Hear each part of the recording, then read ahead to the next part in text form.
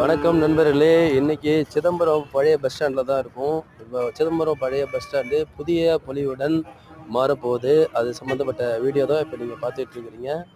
நம்ம Chidambaram railway station போகிற வழியில் இருக்கக்கூடிய பேருந்து நிலையம் தற்பொழுது இடிக்கப்பட்டு புதிய பேருந்து நிலையமாக மாறுவதற்கு உரிய அனைத்து ஏற்பாடுகளும் செஞ்சுக்கிட்டு இருக்கிறாங்க. உண்மையாலுமே இது வரவேற்கத்தக்கது. இன்னும் விரைவில் சில தினங்களில் சில மாதங்களில் புதிய வடிவத்தில் பேருந்து நிலையத்தை நாம் பார்க்கலாம். இப்போது இடிக்கப்பட்ட நிலையில் இப்போ பேருந்துகள்லாம் இருக்குது.